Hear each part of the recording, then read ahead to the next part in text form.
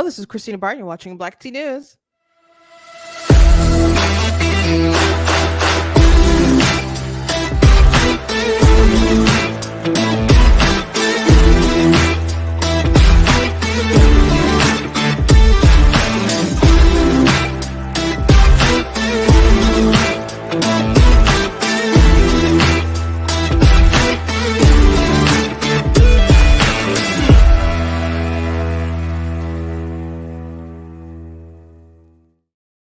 Hello. Welcome to Black Tea News. I'm your host, Christina Barr, and today we're going to be talking about how this deconstructed Christian decided to rewrite the words to Amazing Grace, which is pretty remarkable because it was written by, well, I don't know, I suppose he didn't like the phrasing of that God saved a wretch, and this man who wrote it was a former slave ship captain.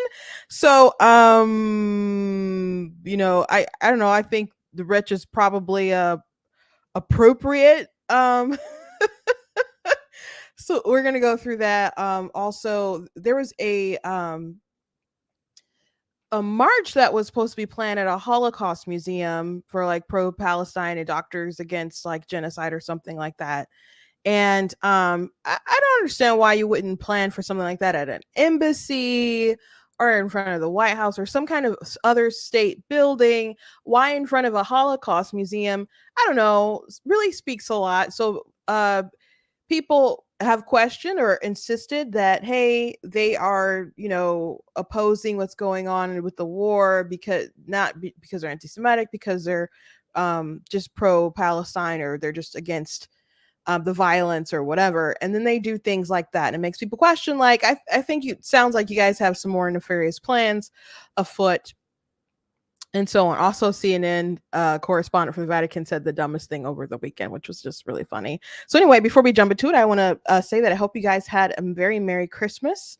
I had a very Merry Christmas with my family on Christmas Eve. We did have church, and I was very excited to sing a song I just fell in love with this Christmas season, called How Many Kings by Down Here. I did post a little snippet on my socials of me singing it, not yesterday, but from like a time before without music. And my cousin played the accompaniment on the piano, and he played it very well, and I just thought it was really good. No one recorded me singing it besides my dad, though, and my dad he didn't record the whole thing, and he's just like what you could imagine, the worst boomer recording stuff with his phone.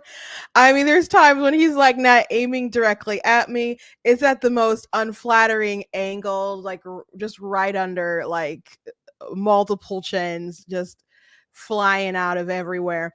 And then at one point he does like shift the camera and like it's half of his face, and I don't understand why he filmed it like that. But I think I might still put it on the web because I thought I sounded really nice singing the song. So and it's such a beautiful song. It's originally by the group Down Here, and it's several years old, but I just hadn't really heard of it until this year.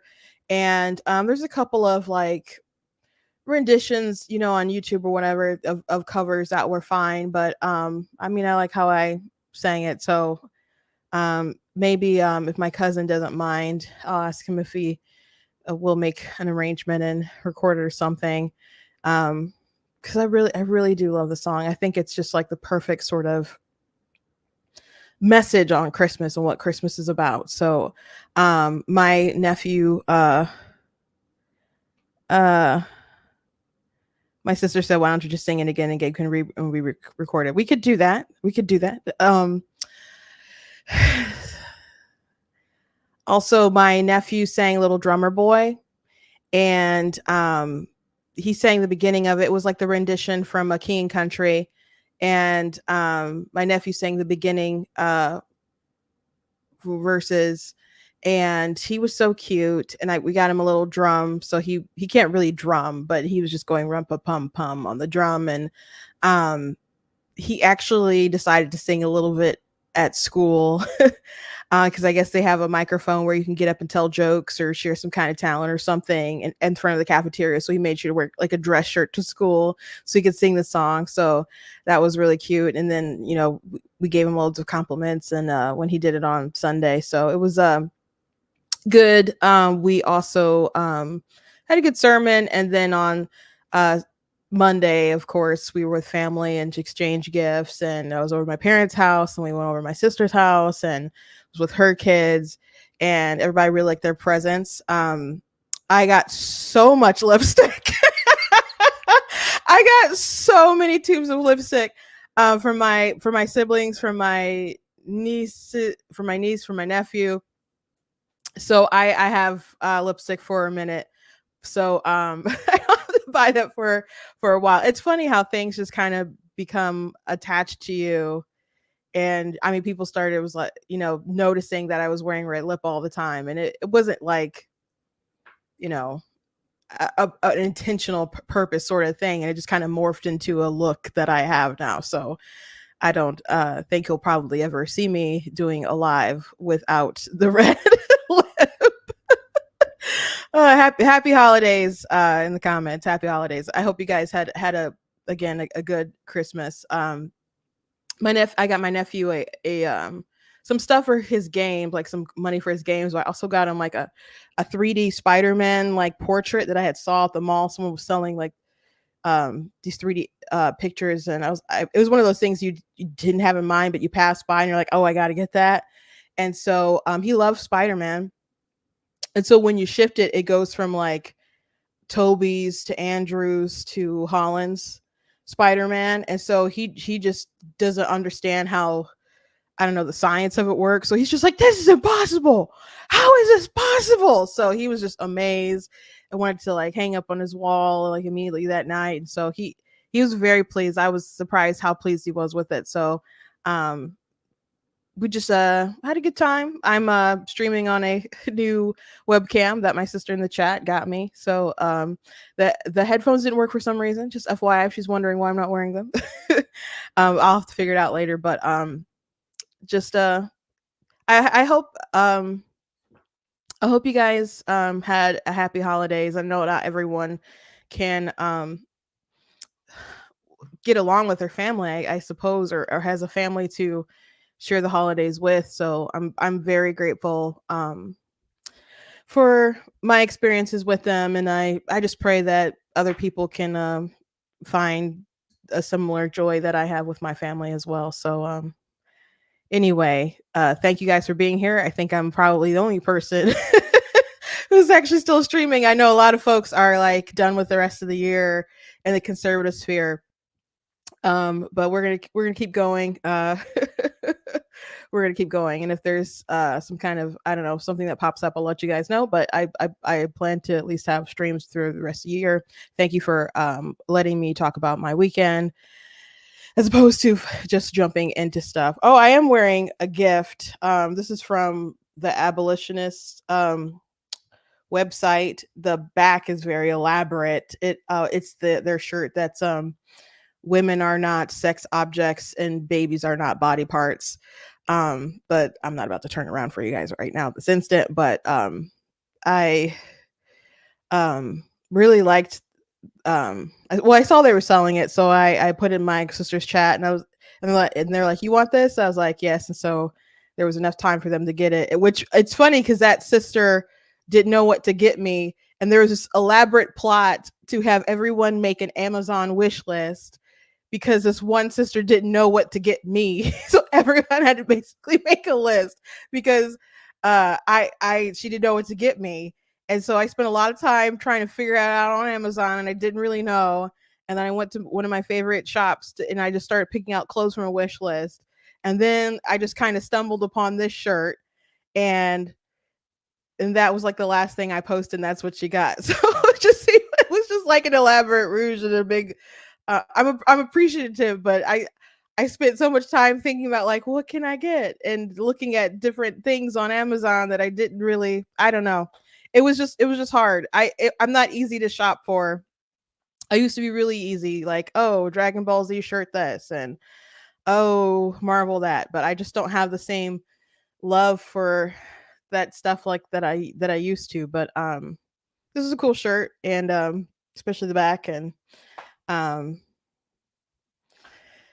so I'll be glad to wear it, especially in the summer when I don't need to wear a coat outside, and see what kind of interesting conversations it will strike up. So if Tina is on the stream watching at any point in time, thank you for the shirt. And Katrina's the one who got the webcam, so thank you to Katrina.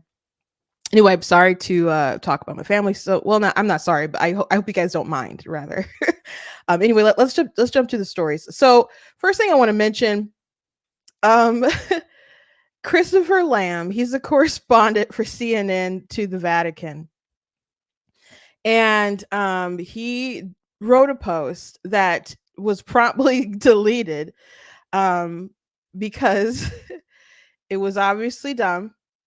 Uh, but he said, if Jesus were born today, he would be born in Gaza under rubble.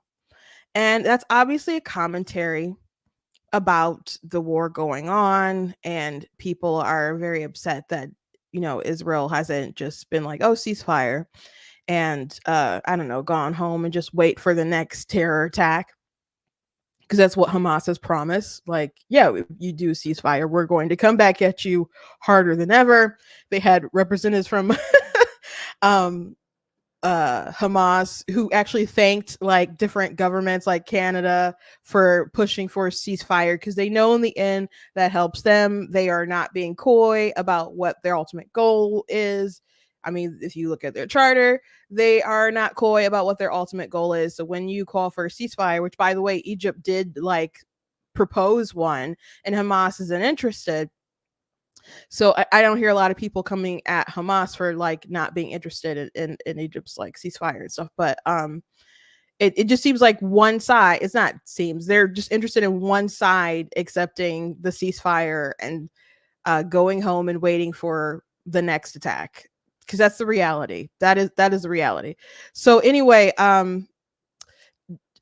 Jesus wasn't born in Gaza. So this person here again is a correspondent for CNN to the Vatican. So people thought that was interesting. It just kind of speaks to the state of affairs with journalism, um, that he would not know that. um, and they're so desperate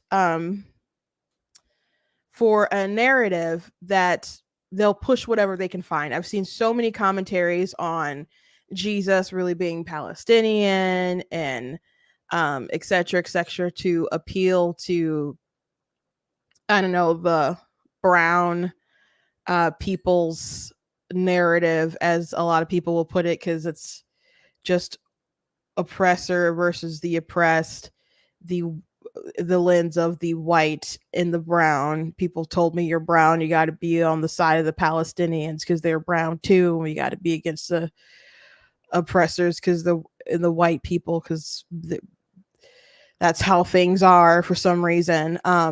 So there's a lot of narratives that have been going around this Christmas time.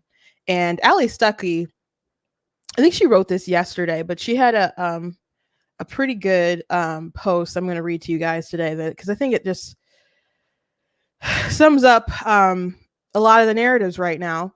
And she said, all efforts to make Christmas about what it's not, immigration, refugees, Palestine, occupation, are attempts to avoid the reckoning with the actual uncomfortable truth of Christmas, that you need to be saved and you're powerless to save yourself. Within that message, we face the ugliness of our sin, the reality of our fate apart from Christ, and the call to deny ourselves and follow him. This, not social justice, is the hope of Christmas. Trade in your activism for worship, and you finally get that joy you've been trying but failing to find. So I think she's right. So many people try to And if you don't believe, you don't believe, and your Christmas is Santa Claus, etc., blah blah blah.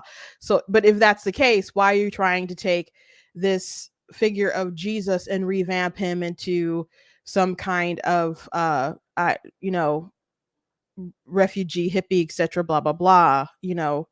I think it was last week or the week before, we went through a video of a woman who said we need to decolonize our opinion of Jesus. And she said all kinds of things that were just wrong after wrong after wrong. And then it was so wrong, it ended with the idea that Jesus didn't actually come to save us from our sins.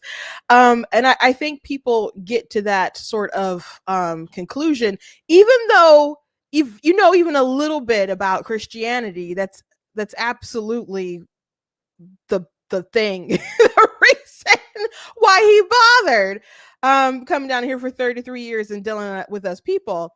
But people don't like the idea of needing to be saved because they want to have this idea, even though everyone is traumatized and etc.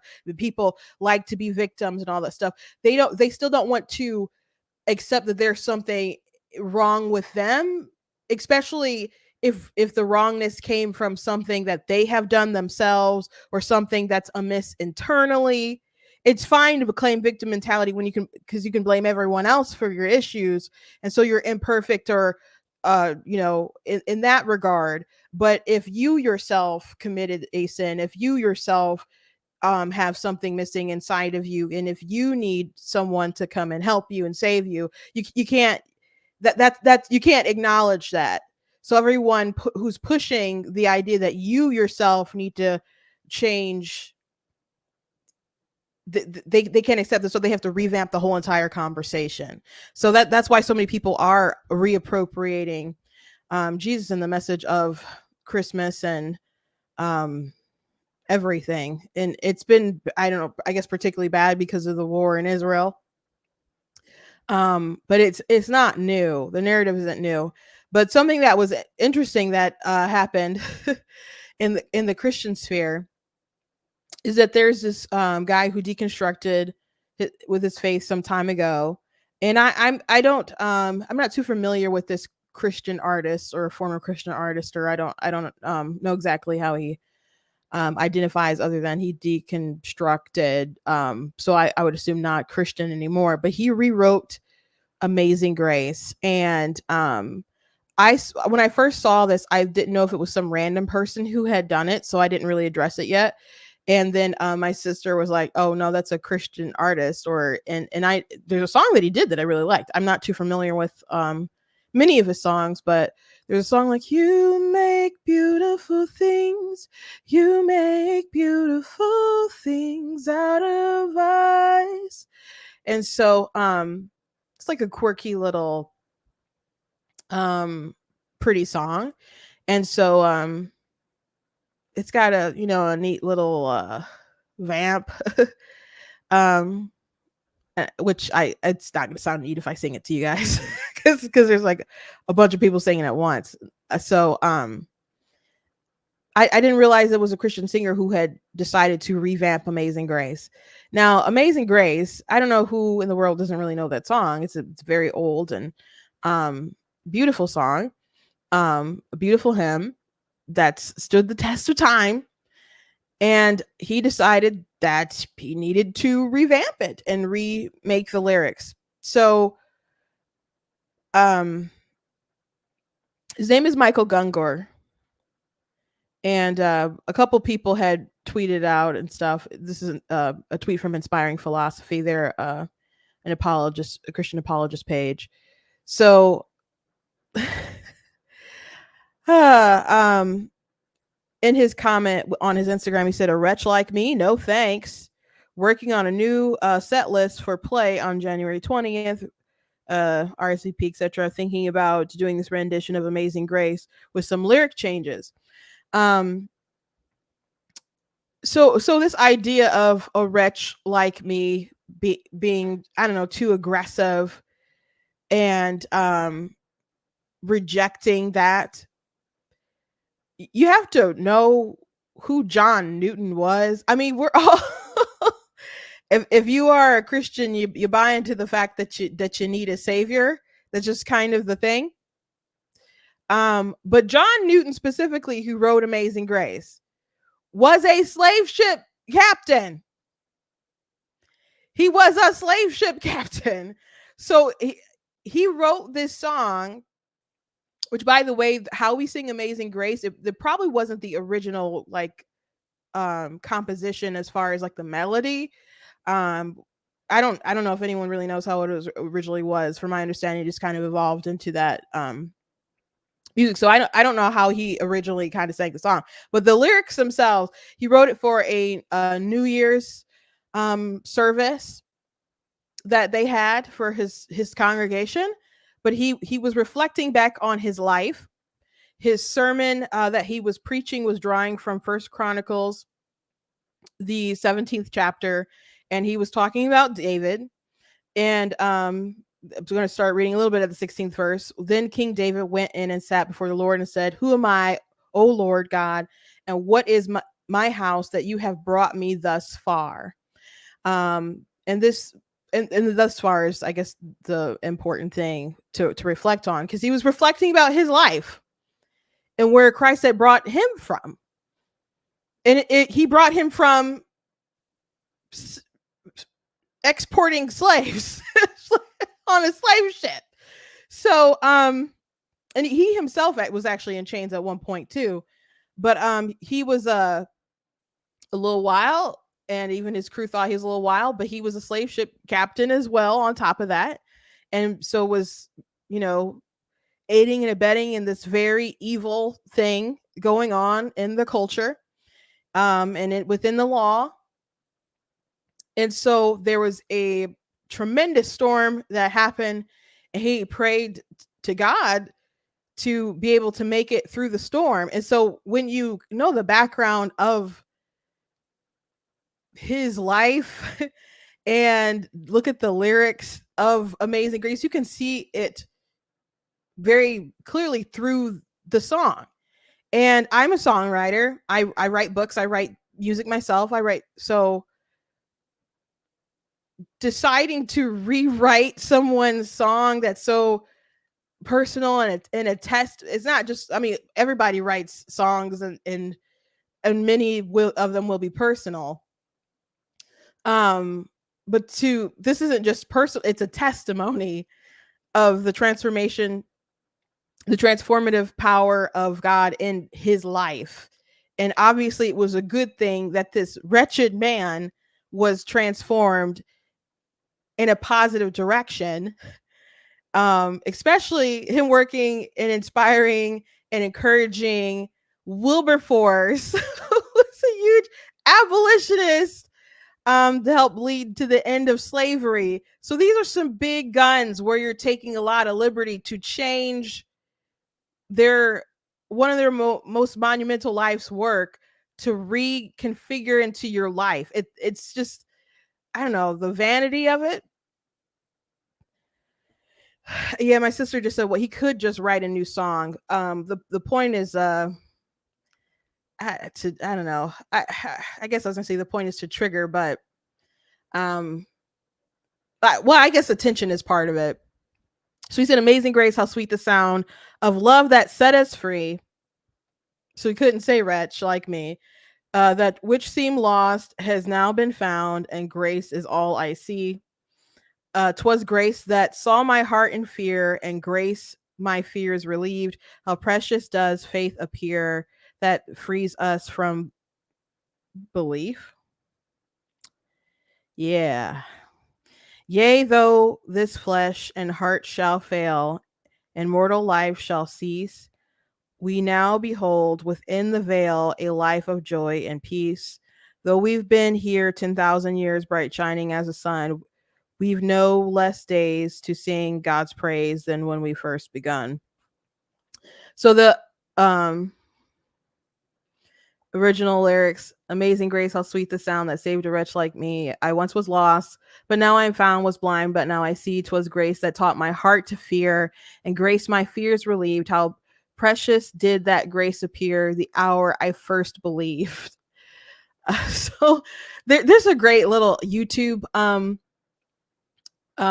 video that goes through like the song and the revelation of how it happened, and they talk about when he was in the storm, like he saw like the water just come up and sweep a man away and to their death, and he's just, gripping on to the wheel and just praying, like, if you can get me out of this.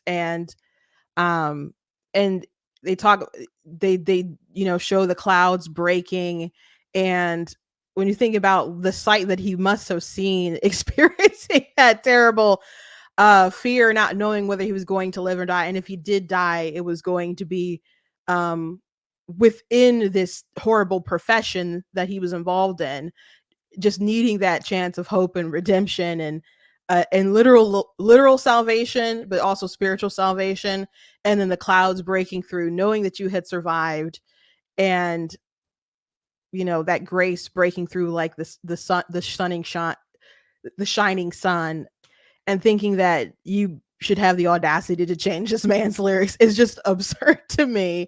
um Through many dangers, toils, and snares, I have already come. Tis grace hath brought me safe thus far, and grace will lead me home. The Lord has promised good to me. His word my hope secures.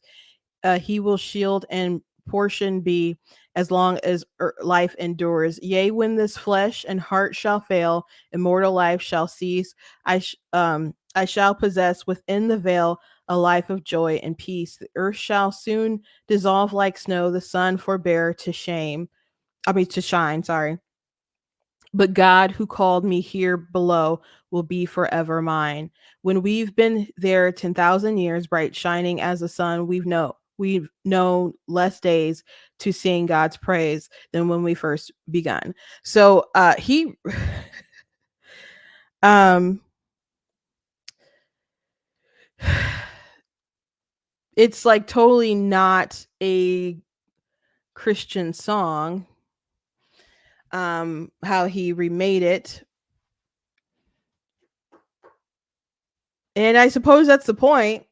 That's the point, but it didn't need fixing, didn't need revamping. I mean, there's times people will take Amazing Grace and like a portion of it and go into like another version of their own song, like a new song or whatever, with the inspiration of Amazing Grace, but this did need to be fixed.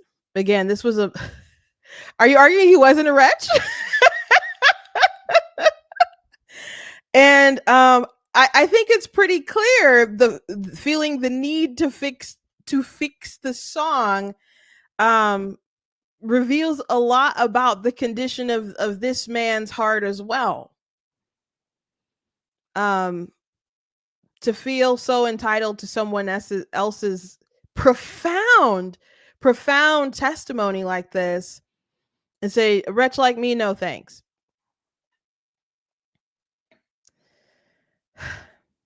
So as my sister said in the comments, it's quite disrespectful. So again, this is a artist who deconstructed from Christianity some time ago. I know one song of his that I like. And I don't know what made him go astray to this sort of level, but yeah, John Newton doesn't need a rewrite. John Newton doesn't need a rewrite. So what's the goal here, man? Because he definitely was doing some bad stuff, and we're all sinners in need of a savior. I know not everybody who hears that believes that. It's true nonetheless. But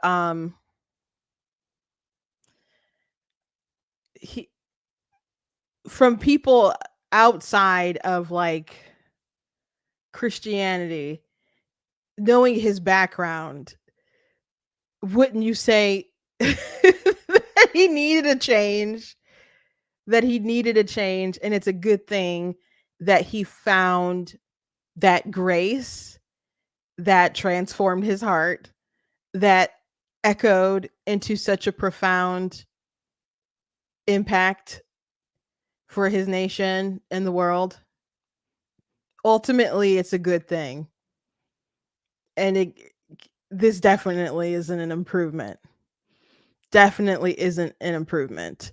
But going back to what Ali's, was talking about, so many people just want to reject the idea that they need some kind of saving. So I suppose, despite the fact, again, this is someone else's testimony, he just felt entitled to rewrite that and push it away. So wild to me, absolutely wild to me that anyone would do this. Anyway, moving on. I heard something pretty disturbing um, the other day. There's supposed to be a protest at a Holocaust museum, and there was such negative PR that it didn't end up happening. But why? So many people are claiming the war in Israel isn't about anti-Semitism. It's just about, people want two-state solution. People want the, I don't know, the blockade to end, or the open air prison, and all those sort of narratives that they'll have. They just want it to stop. They want people to stop dying, which I understand, and I would like that too. I mean, who doesn't want, besides Hamas, who doesn't want people to stop dying? That's the problem, though. Hamas clearly doesn't. They want their people, their fighters specifically. They don't care too much for their own people. They think it's good when they're martyred. That's fine, but they really want more Jews to die. And if you do a ceasefire, they will just you know stock, regroup, and they will launch another attack. It's not a secret in the least bit. So while normal people don't want anyone to die, um, it's also reality that someone is going to die, and a lot of people are going to die.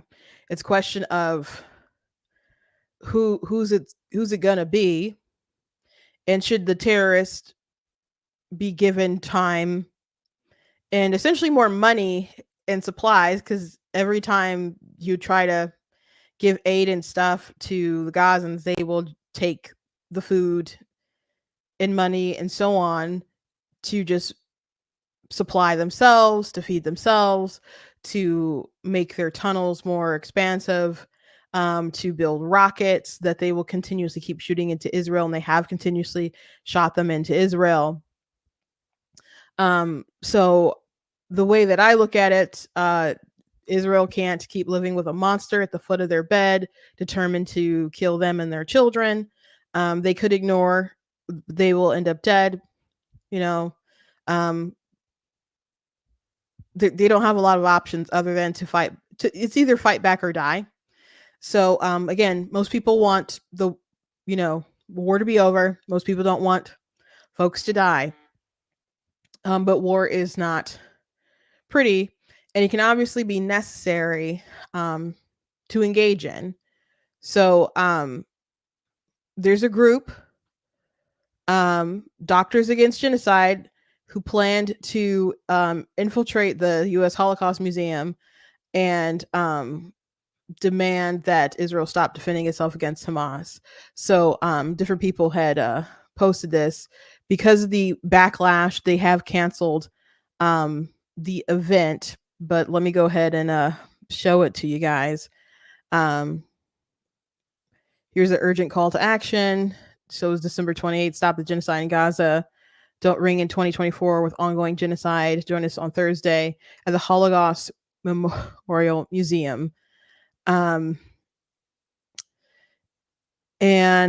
they wanted the healthcare workers to wear white. So it's Doctors Against Genocide. That's a picture with one of the guys with Rashida Tlaib there. And I guess it's Cori Bush right on the other side. It looks like Cori Bush, but that's Rashida for sure. Why not do this at the steps of the Capitol? Why not do it in front of the White House? People have protests all the time at the White House. All the time. I mean, I don't know if it's still like all the time every day like it was like one time I went to go visit my sister in DC and I was like, there's people protesting in front of the White House. She said people do that every day. There's not always like a humongous crowd of people protesting in front of the White House every day. But it's not uncommon for people to be protesting in front of the White House. It's not. So you could have done it there. You could have gone to an embassy, protested or something in front of an embassy to decide that you're going to get doctors together and have a mass protest at the Holocaust Museum. Do you know how tacky that is? How absolutely tacky that is? To protest against Israel, especially because there, I assume, like in a lot of these rallies and protests, there's people chanting things like "from the river to a sea," which is a genocidal call. Um, you can claim it's not, totally is, won't stop the truth. Maybe that's not your intention. If it's not your intention, you should get a new phrase. There's people who just plainly call for the destruction of Israel, and which is that's what the from the river to the sea is anyway.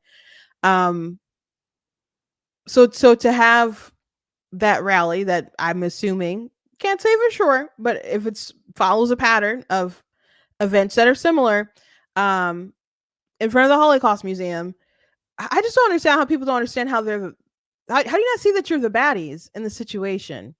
Which that there was a skit, was it Monty Python or something? I don't know, where there was like a German soldier and he was asking questions about, and just everything kept sounding worse and worse and worse. And he was just like, wait a second, are we the baddies? Yes, you're the baddies in the situation. Yes, you're the baddies. There are places where you can go in front of people who make policy decisions to try to pressure them to do whatever. And frankly, what do you want them to, a lot of the money that goes over there for Israel is for them for the Iron Dome. And the Iron Dome, if there'd be so many more Jews dead if not for the Iron Dome. Do you not want them to be able to prevent the killing of Jews?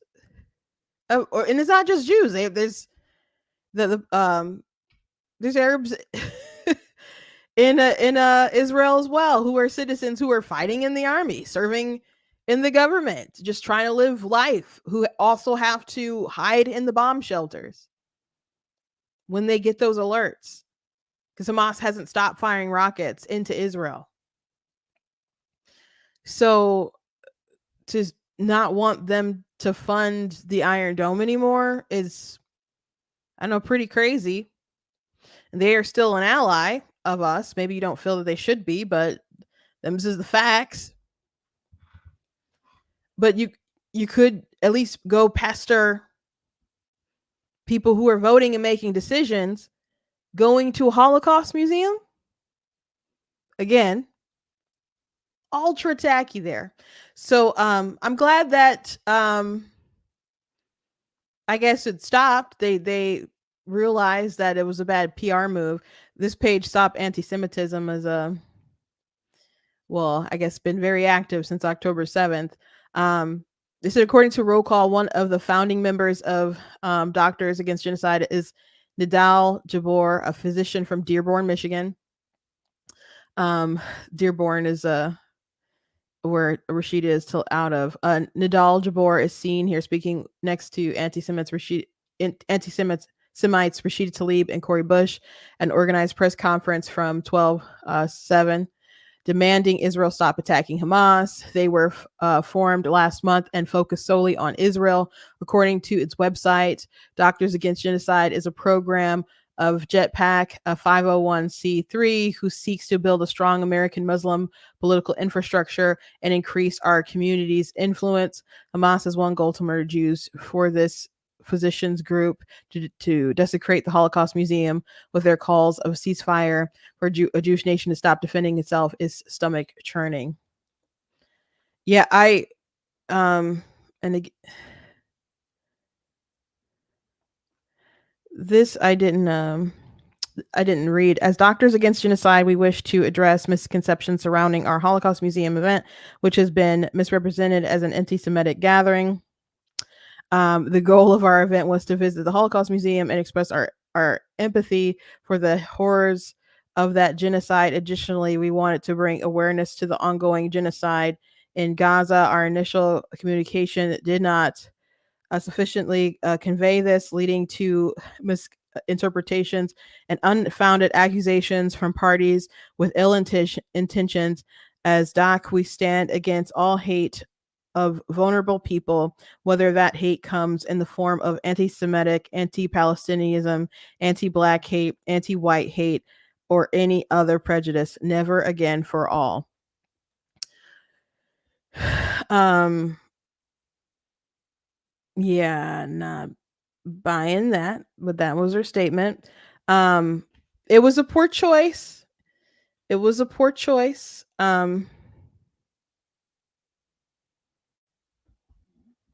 Very poor choice. Very, very poor choice. Especially, I know a lot of people throw apartheid and genocide and indiscriminate bombings and lots of words like that around, but um, it's not true. Um, Genocide is not when you pick a fight and you weren't strong enough to win it. It is not you hitting someone in the face and apparently you didn't realize how big of a person that was and then they will back on you. That is not what genocide is. Um, they are not committing war crimes. They are going the extra mile to try to get civilians out of harm's way. It doesn't always work. As a matter of fact, the other day they accidentally killed some of their own hostages who had happened to escape um, from captivity, and they tried to reach out, um, but to the army, it looked like a trap to them, and so they are being investigated. I don't know if how they'll be reprimanded, but actually, one of the parents reached out to the soldiers who killed their loved ones, and they were like, you guys are doing what you need to do, and no one um hates you for it. And they said, when you come back home, we want to have you in our homes and to feed you. And I thought it was a really sweet letter considering what happened. And that's got to really weigh on someone's conscience to accidentally kill the people that you're trying to save. But it also shows you the reality of the kinds of stunts that Hamas will pull, trying to set up traps to kill Israeli soldiers who are in harm's way. Um, so war is a terrible, ugly thing. It is a terrible, ugly thing. Um, but they can't just let Hamas stay there and be in charge. They have to continue dismantling them. I've heard people complain that they were flooding the tunnels and all sorts of stuff. They got to wipe them out. They just do. Um, and other countries, I can't speak to all of them, but I just know if what happened to Israel on October the 7th happened in the US, we just would not be waiting around for apologies. We just wouldn't. So the Doctors Against the Genocide, that you're specifically just calling out Israel, not calling out or focusing on Hamas, that's questionable. It's leading to more aggression. You say you don't want anyone to hate, but you are pushing more hatred in a particular direction. And then to want to go to a Holocaust museum, whether your agenda was to call for genocide, which I don't think maybe the organizers themselves would probably be crazy enough to do that, but to make the comparisons as if what happened in the Holocaust is going on now is inflammatory again and just leads to more hatred. So I would assume that's the goal. Whether they say claim it's not the goal, that's the result, and you're just misinforming a lot of people um, with your agenda. But again, very tacky to want to do it in front of a Holocaust museum. Um, I see some people coming in late. That's fine. Thank you for popping in. I already said this top of the hour, but I just want to wish everyone happy holidays. Hope you had good Christmases. But yeah, glad to see that they stopped that. Um, really, really nuts. Something else that popped up that's people are talking about today is something that the Pope said. um, the Pope tweeted out, which I'm sure the wasn't specifically the Pope, but um, Pope Francis's page tweeted out, to say yes to the Prince of Peace then means saying no to war, to every war, to the very mindset of war, an aimless voyage, a defeat without victors, an inexcusable folly. To say no to war means saying no to weaponry.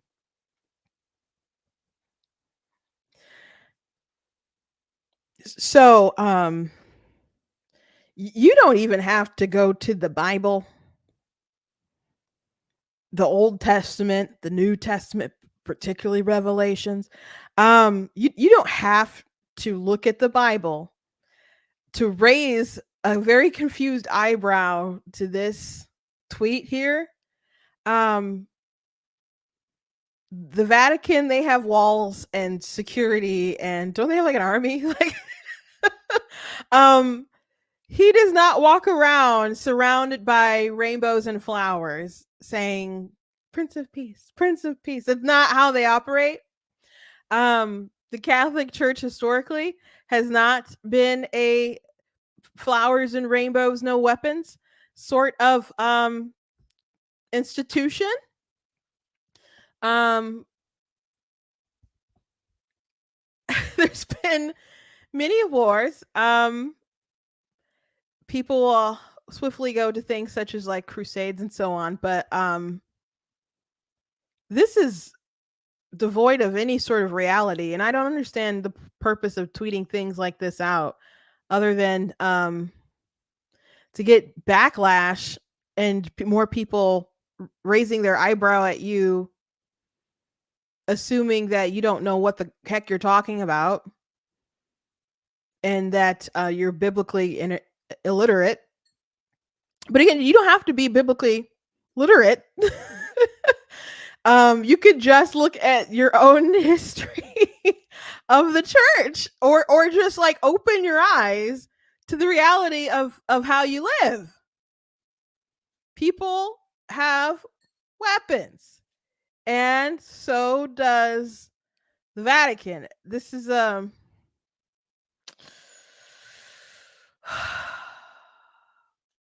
this is weird.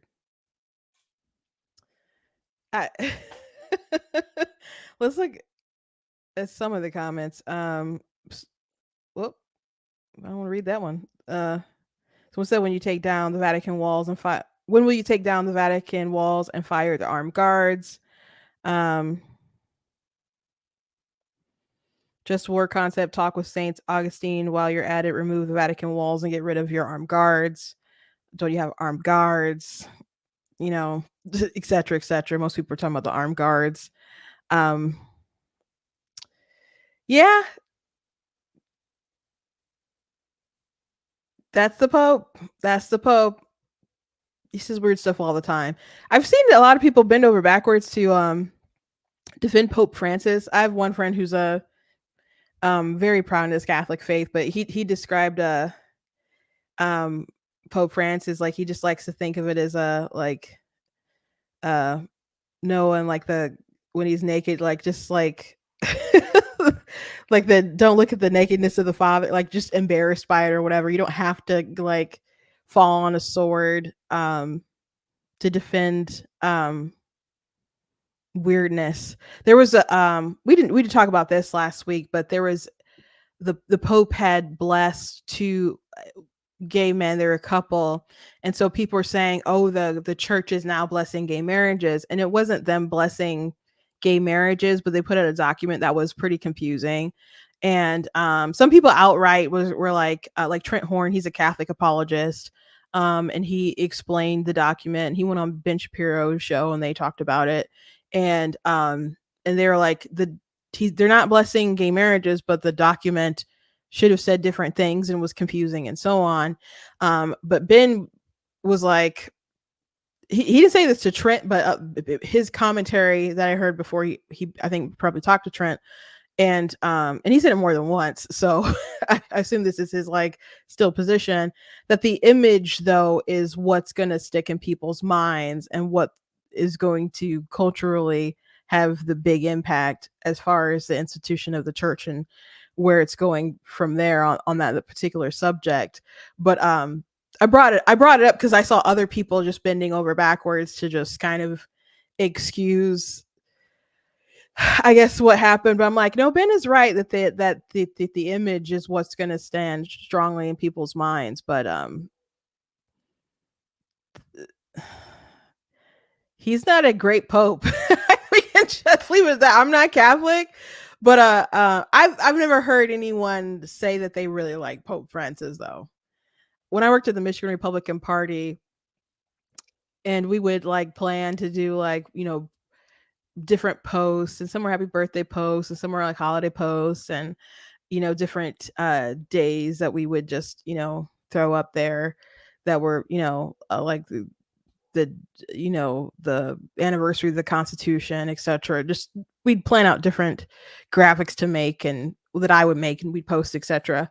And I remember a conversation about I think it was a Pope's birthday or something, and I don't know if someone had made that before I got there, but there were people who were upset. I think they put out a happy birthday to him, and there were some people, a lot of people upset because we didn't just announce the Pope. It was a controversy. People would send emails about different stuff all the time, all the time. I never personally made, I guess, a happy birthday to the Pope thing, but some things they just learned to let to not step in it, I guess. Um, Someone said they're right done with them. The say no to weapons, say no to war is all very strange to me. That tweet was just crazy. Um, I suppose those are my stories for today, guys. I hope you guys enjoyed. Last thing I want to mention, and I'll probably do like separate videos for these, but I did see the Journey to Bethlehem, and I really did like it. I thought it was a lot of fun. I mean, it kind of felt like a Disney live action movie to some degree, or I guess they do live action musicals like um quite often. Actually, the lead who played Joseph was from Zombie High something. There were 3 films. I have never seen them. I've heard of them, I guess. I wasn't aware of the actor, but I saw people like, "Oh my gosh, is that Milo such and such?" And so I looked him up, and I'm like, "Zombie High," or whatever it was. And my sisters made a remark about how there was like dance fighting at one point, like, "Oh, the return of the dance fighting." Like, "Oh, that's what they did in the films." And they're like, "Yep." And they just had to me, they were kind of old, my 2 sisters, to have seen the Disney Zombie High films, but they had some kind of explanation like, "Oh, well, what just kind of like happened," and they'd seen all 3 of them, I guess. But he had a really nice voice. He had a really nice voice, and the person who like worked on the music, which every song was really good. There was one song that was kind of like, like I'd probably skip that if it was on a soundtrack or something. With like the Three Wise Men, that song was, it was like the transitionary song or something, like you kind of throw away during a film, but it wasn't bad. Um, but a lot of them were really good. Antonio Banderas played King Herod, and he had a great villain song. That's how most people, I think, became accustomed with the film. Um, because on TikTok, people have criticized the film Wish a lot. That was their last like animated film that came out. That was supposed to be commemorating 100 years of Disney, and people hated Chris Pine's villain song. It was like upbeat, and um, he his villain arc didn't make a lot of sense to people watching the trailers and stuff. And I've listened to a lot of reviews of it and read synopses and other stuff, so I know the plot. I have not seen it, just to be fair, throw it out there. But um, the idea of Wish is that every people give their wishes to the king, and he grants he sorts them out, and he grants ones that he thinks will be good for the kingdom. He's not stealing them from people. They're giving them over. And once you give over your wish, you forget about it. And there was like this apprentice girl who was gonna be his apprentice. And once she found out how things work, she didn't think it was right that the one person got to say in whose wishes came true. And she's kind of like, why can't you grant them all? And he's like, well, what if some are bad for the kingdom? Like just really common sense things. Like if you watch Bruce Almighty, like you know what happens when a God grants all prayers, right? It becomes chaos very quickly. So he's like sorting out the wishes that will be good for the people, whatever. He doesn't have to grant any wishes. So anyway, there's a big revolt or whatever, and she leads a revolt of the people. And but anyway, he has a song that's like, "This is a thanks I get," and it doesn't sound powerful and kind of eerie like most villain songs on like a Disney film would sound like. And so people have been taking Antonio Banderas' song and just reposing it on the scene from Wish, and they're like, it's a real shame how this Christian movie had to do a better Disney villain song than Disney itself. And they really did. So his song was good. One of the guys from King and Country played his son, and he had a really good song as well. They had good love songs between like Joseph and Mary, and um, she had a really good ballad when she was singing about God's plan, and contemplating everything. um it's like the most biblically accurate thing ever. They took creative licenses, definitely, but it was a fun movie. And I watched it with my family yesterday, and I think like my nieces and nephews will probably like it as well. So um I hear there's like controversy around it, or but I haven't seen anyone talk about it badly. I've just seen people claim that there's controversy around it. I'm sure I could find some, and I don't know.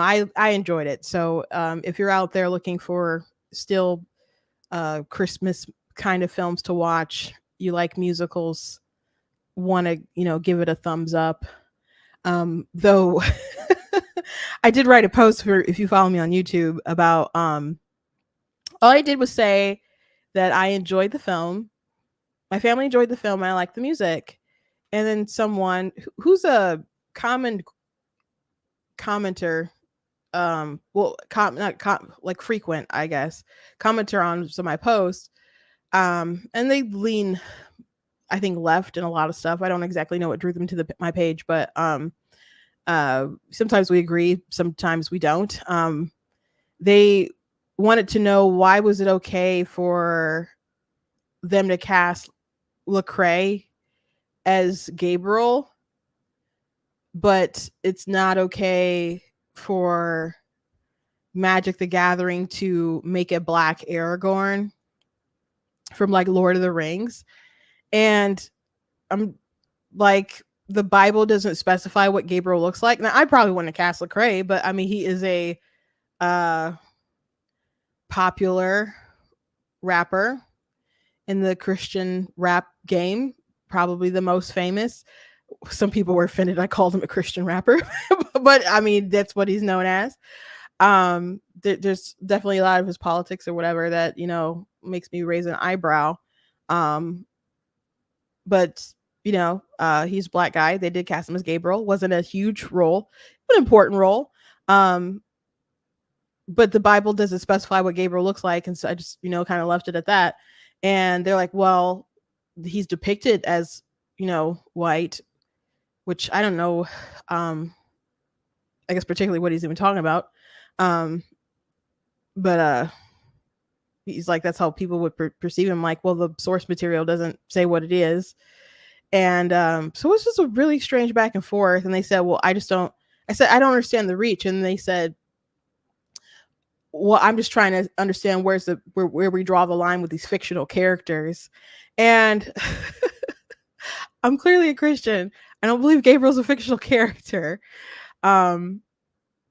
So I guess you could take your time and prove that he's not if you really want to. But even if he were, they still not specify what he looks like. So it was a very odd conversation. So if just in case you saw that post, that's what that was about. But Aragorn and Lord of the Rings, written by also a Christian. Someone was like, the Bible and Lord of the Rings, they don't even belong in the same sentence. Tolkien was profoundly Christian, and he said that his work was fundamentally a religious work. He was very good friends with C.S. Lewis, who wrote the Chronicles of Narnia, which, that is way more on the nose with it being a Christian allegory, but they're both very religious men. And I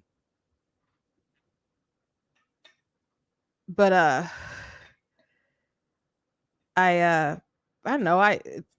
He's described as a shaggy haired, dark haired, shaggy hair, pale man with gray eyes. Very evident that he's a white guy. And I know that his reasoning for Magic the Gathering being allowed to be able to rework Aragorn is the fact that they deal in multiverses and stuff, and it could just be Aragorn of a different universe within Magic the Gathering, and that's their reasoning for why they can get away with it. Their reasoning for doing it is because they want inclusion and diversity, as opposed to just making he looks like a cool, if you don't know the picture, I don't have it pulled up, but it's a cool enough picture if it was just a original character within their world, that would have been sweet. But when people learned it was Aragorn, they're like, that's not the character. But a lot of people just have an anti-white bias, and that's where it's coming from. When they say inclusion, they don't just mean make more of new characters. They mean let's take some traditionally white characters and we just need to have less white people. That's what it has been interpreted as creatively on screen for a while. So that's why people are sensitive to it. That's why people don't like it. But this Aragorn thing came out months ago. I talked about it months ago. So I don't even know if it was months ago. Was it last year? I can't even remember. It was a long time ago. So it was a very strange conversation to have after I said I liked the movie. The music was good. So if you're curious what that was all about, that's what it was. We clearly know what Aragorn is supposed to look like. Gabriel, they do not give a description on his physical attributes. He's an angel. He doesn't have human flesh in the way that we would. He appears as a man, can appear, I guess, as any sort of kind of way to reveal himself to give the message. But out of all the things to complain about in that film, that was just very strange. Why not complain that Antonio Banderas played King Herod?